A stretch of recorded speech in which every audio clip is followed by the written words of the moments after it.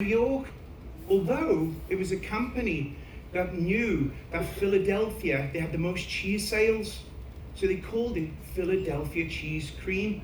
Philadelphia cream cheese in the United States has about 33% fat. We love it. The milk comes in, we bring it up to a boil, we remove the fat, we remove the whey, and then we start adding fat back to it. That's how we have low fat. They put a stabilizer, some citric acid in there, that helps thicken it, and then we put it into, heat it up, we pasteurize it, we want pasteurization in there just for being safe, and then we start that. After that, we're then going to put it into a block. We've got cream cheese.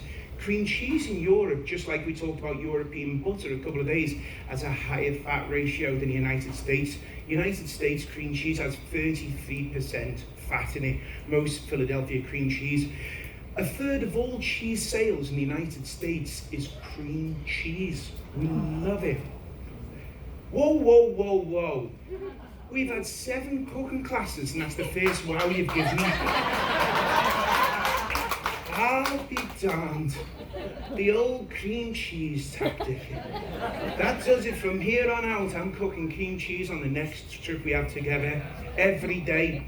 So, when we have cream cheese, when we think about it in Europe, we think about mascarpone. We think about, in the United States, Philadelphia cream cheese. I was so happy that they got me a stand mixer. I was so feared to think I'd have to beat it, because we know cream cheese can be quite solid. So the first thing we're going to do is make a graham cracker crust. Now, some folks, I've read food historians who say cream cheese could be, cheesecake could be from Greece. There's not a wee chance, is there? Not a wee chance. We know that it was made, cheesecake couldn't have been from Greece. You can't imagine someone getting some cheesecakes together, some honey, putting it in the kiln and getting the dancers around there. You know, the old Greek dancers, you know. No way. It was from America. You know, when we think about the graham cracker crust, we think about Nabisco, 1930, 1928, the development of the idea of that. 1930 is where we started to. Before then, we would always have, around 1928, crackers started to be used. Pie shells started to go away. We started to do cracker crusts. Nabisco had a cooking contest, challenged the crackers or something, or cook with crackers. And that's when it is. And when we think about it, 92 years later, when we think about cheesecake, we think about that. But if you don't like to have graham crackers, or you're looking to be adventurous, we could use Oreo cracker crumbs, we could use Biscoff, so we can get adventurous with it. So we've got some graham cracker crumbs. Take them, blitz them in your food processor, and then we're going to add some butter. The butter's going to come in there, the butter's going to coat it. What this does, it's a fat that's going to coat it. Now, sometimes when you're looking at this, you might think it's not enough butter. Don't worry about that. The cheesecake itself will rehydrate it. So if you have any problems, it will rehydrate it. If you're looking to be adventurous with your cheesecake, maybe what you could do, if you love short crust, if anyone's got a nice, if you love short, what are they called, shortbreads, the cookies. Yeah. Cookies, if you love shortbreads, take your favorite shortbread recipe, bake it off in your cheesecake pan, and then you just put your favorite in there. Chef, I can see you. Ladies and gentlemen, when I got on board here, I hadn't met Chef Craig and Sonny, and they're absolutely wonderful. They've put their arms around me, they've welcomed me in, and they've made me feel so good at home. Can I just show you one more time before you go? Please just come up here, the two of you. Without you, I couldn't do what I do. Our executive chef now, chief chef here, Sonny.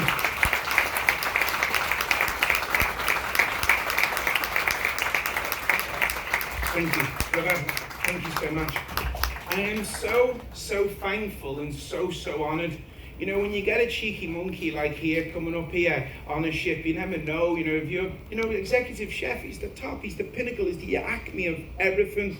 And you always worry, because we've all seen where chefs can be a little bit egotistical. They've just welcomed me home, and it's been unbelievable. Sonny made some Indian food for us last night. You should have seen it. It was so wonderful. It was delicious. It was unbelievable. My lips were like Mick Jagger. It was so good. Give them a round of applause, guys. I know they're going to go back. Thank you. Thanks, Chef. Thank you. we're coating it with fat, which is going to do it. Shortbread, bake your shortbread off. So we want to break it, we're looking for something different, your shortbread off. So we're coating them with the fat, the graham cracker crumbs. Common mistake, you can put your fingers in there if you want, a common mistake we often make when we're doing a pie crust, a graham cracker pie crust, we want to come up the sides, and we've done this for you. We've got this on the ship, but at home we use the clasp. We use with a clasp. If you can, you know, like a removable spring, thank you very much. Spring form pan. It's got a clasp on there. Please, please, please, when you do cheesecake or you're using a spring form pan, take some foil, put it over the bottom of it, put it on, put your clasp on there, the foil, crunch it up around the sides. If you've ever had a quiche or you've ever made a cheesecake and some of it leaks out, so this will help prevent that. Butter the inside, butter the bottom. It's going to help you release. So that's one of the things. I don't have it here. Whenever I make cheesecake, I like to just keep it on the bottom. And the reason why I keep it on the bottom is that I know that you're always going to get it correct. If you was to look inside, I'm going to have Matthew come up. If you look on the inside of here, you can see that bevel. Can you see that bevel? This is the common.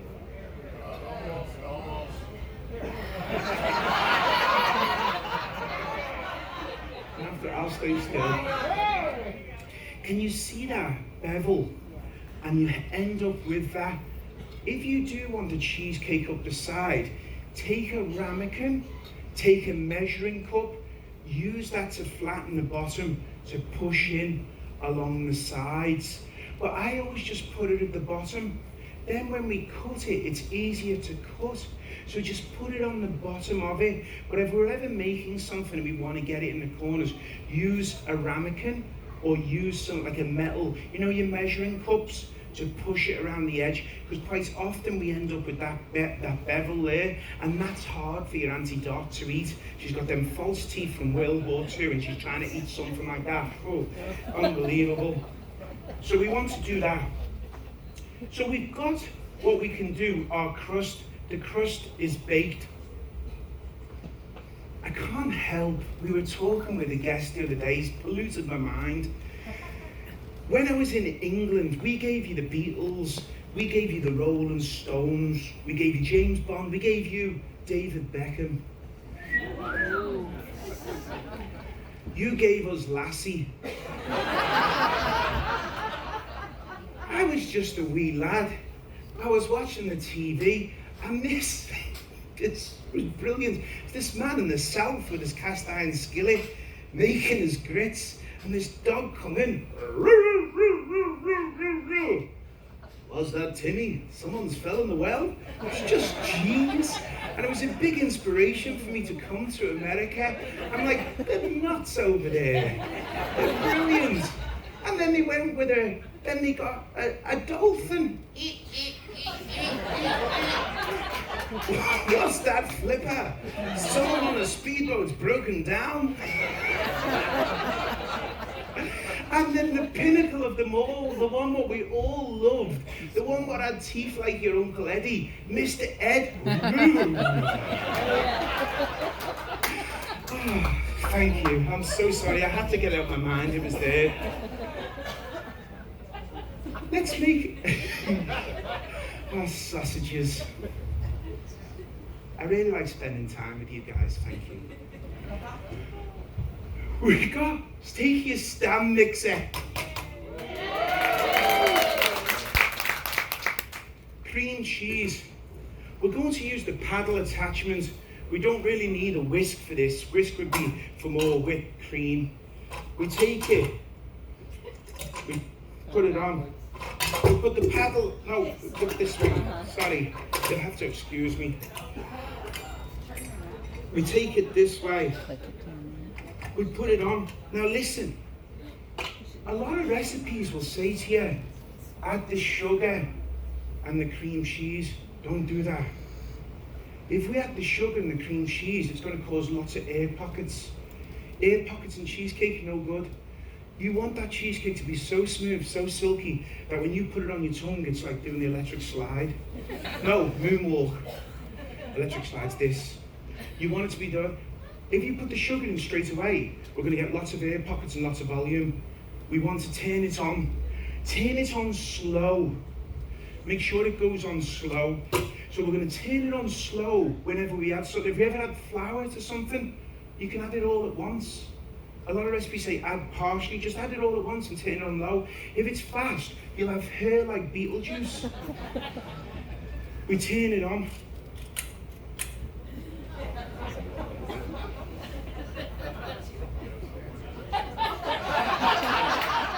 You gotta be kidding me. Matthew, where's the plug, mate? Back here.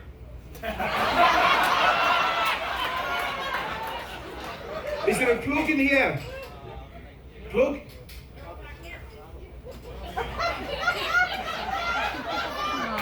Chef, can you get me a bowl?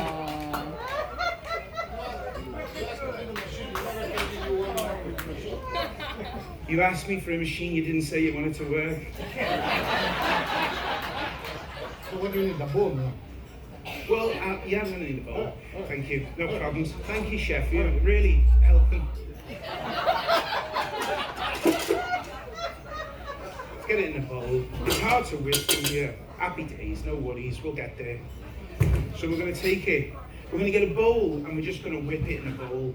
Happy days. If you haven't got a KitchenAid stand mixer or a plug socket, you're just gonna get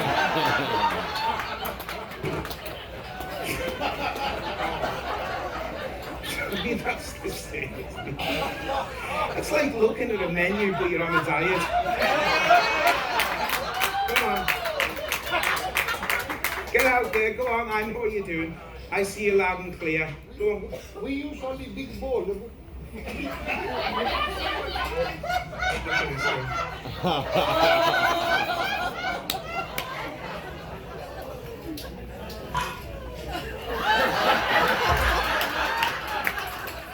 We take the cream cheese.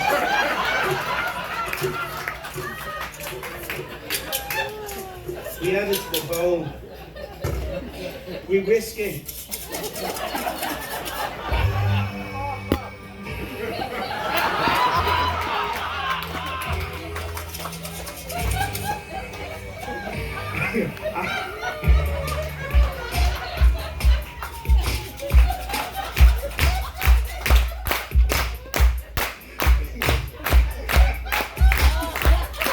We start adding eggs one at a time.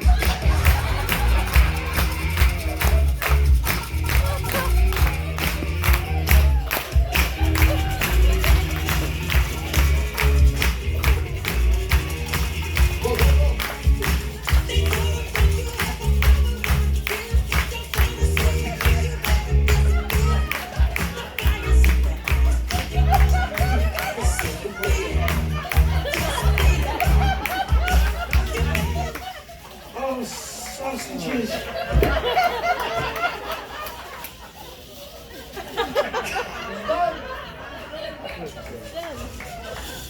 Oh my goodness gracious, by Jove. Well done, mate, that was funny. Thank you. Oh gosh.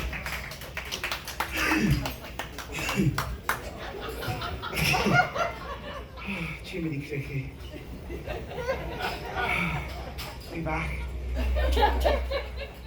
We had the sugar to it. We had the sugar afterwards, not before, because the air pockets. We put the eggs in there. We had sour cream. Sour cream, remember when we looked for the New York cheesecake, tart, acidic, nice acidity to it, and then you want to add that great silky flavour for it. We had to cook this slightly different on the ship than what we make it at home.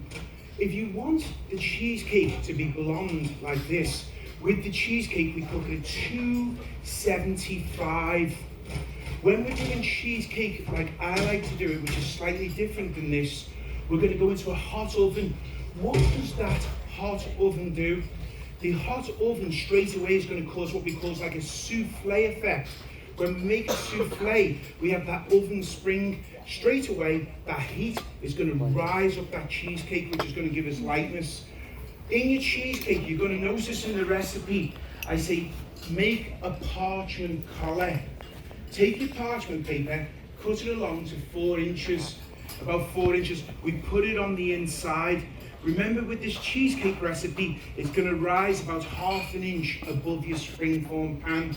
So please, please, please, 2 things that parchment paper will do.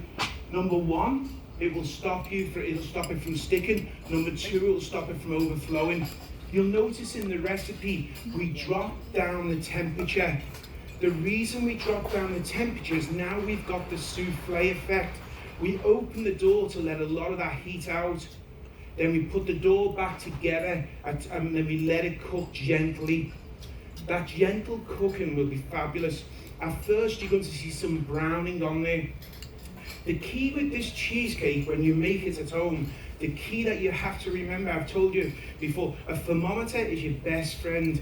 Thermopen is a little bit more expensive on the thermometer range. I'll only tell you if it's worth the investment. Just like I said to you with the chef's knives under $50, if it's worth the investment, I'll tell you to purchase it. A thermopen, you can do everything with it, from getting your oil temperature to doing your roast, to getting your meat to do it.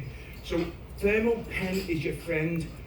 The center should be jiggly, a little bit like me after the Transatlantic cruise. 145. 145. It sounds like a low temperature.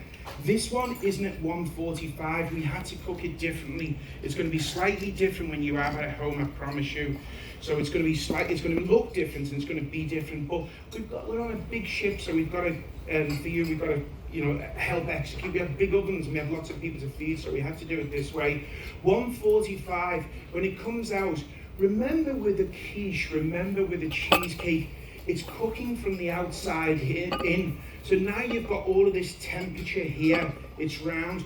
All of that heat is going to keep coming in, cooking, cooking, cooking, cooking. As that sits on your countertop, that heat, what you've got, is coming to there from the top, from the sides. If you was to cook it to 165 or 170, that will curdle.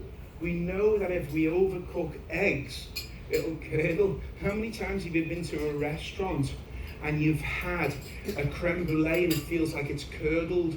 It's been overcooked. So what we want to do is 145. Once you make this cheesecake at home, I know for a fact it's a game changer. A lot of you are thinking to yourselves, how can I add flavorings to it? What I would always say to you is, you could change the crust, but the filling, you don't really need to add it. If you're going to add flavorings, add them on the top. Maybe get a jar of dulce de leche, some caramel, put that on top. You can put some pecans on top, maybe some strawberry jam and some chopped strawberries. But keep the cheesecake to be the cheesecake itself. It works and it's good. So you can always add things to it. Black cherries, you can add anything you want with it, but keep the recipe where it's at. I know it works and it's good. I like it when it's dark. We've done blonde here, but I like it when it's dark. And the reason why I like it when it's dark, it has a wonderful flavor to it. So when we get that blistering, when we get that on the top, it does add a different taste when we think about it. So we got the cheesecake, happy days. I just want to go back. Someone asked me the other day about eggs. I didn't show you how to separate a yolk and an egg. So with eggs, we always crack them on a flat surface. Whenever we're cooking eggs, please, please, please, and I know it's an extra step, but it's worth it, just crack them into a bowl, because then you can see if there's any shell. I've seen the ego thing before on the telly where someone cracks it straight in with one hand into the bowl. That's just pointless. If you get some shell, you've got to stop and then you go and fishing, aren't you? So just take the egg on the flat surface, and then we're going to go, for this one actually, we're going to go, there's 2 ways to do an egg. You can go back and forth in the shell for the egg yolk. You can do it that way, or I think there was another egg here. Wasn't there another egg, chef? Or there's the way you can crack it through your hands. So just open your fingers slightly, crack the egg on there, and you just come through your fingers, and the egg white's just there. It's just easy. So you've got the egg whites. So that's one of the ways you can do it. We can freeze the whites. Who is that? Thank you so much for your generosity. Very nice. So we've got the egg whites, the yolks we can't freeze. It doesn't like to be freezed. The whites we can freeze. The yolks we're going to make a creme anglaise. We're going to make our friend we can make some lemon curd or lime curd with the yolks. Don't ever throw them away. They're wonderful for custards. Okay, That was happy me. days. Now I know we've got. How long have we got left, Nick? About 20 minutes. 20 minutes, perfect. That's just about the right time, what I need. This is baked off. We take it, we bake it in the oven, it comes out. With this recipe, you'll notice that we have to let it sit for at least 4 hours. I like to sit it overnight because we've got a higher fat ratio, because we've got sour cream in there. We need to let it set in the fridge. This will last you about 7 or 8 days in the fridge. It will be fine for. Can it freeze it? Yes, you can freeze this recipe. It will freeze quite well. So it's a really good recipe for that. The napkin folding's here already. Hi, Joe. Hi. Nice to see you. Sorry, I'm going to be 15 minutes late. Take a...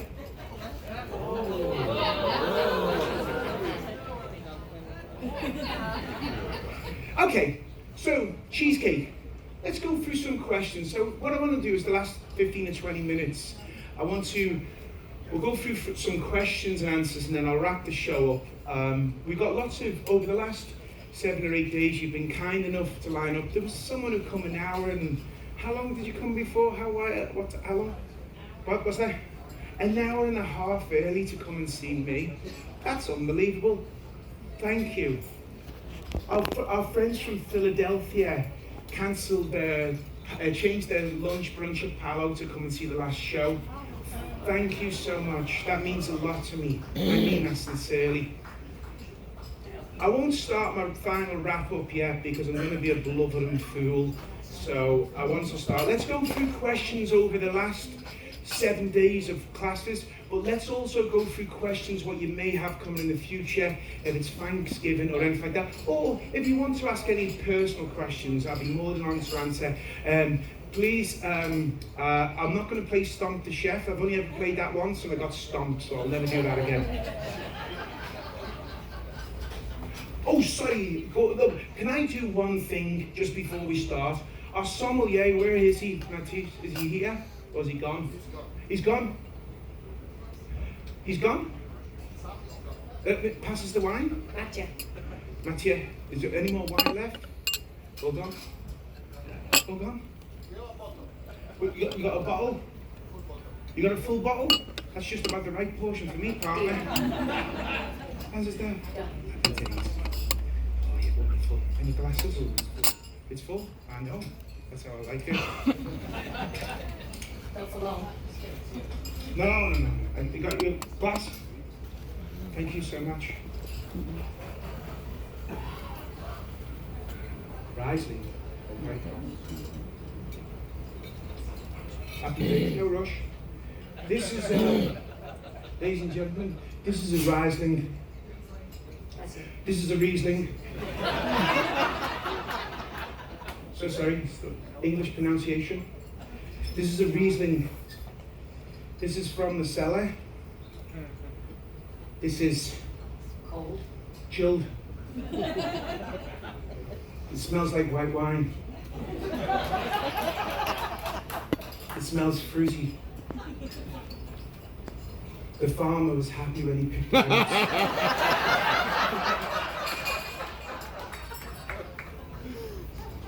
What's that, Timmy? There's someone in the well. I know nothing about wine, but you know what I'm proud to say? We have one of the best sommeliers on the ocean who can tell us all about it. How are you today? Good morning. Chef, how are you today? Jovial. Are you enjoying yourselves? Yeah, perfect. How is the cheesecake? Brilliant, I need to taste one.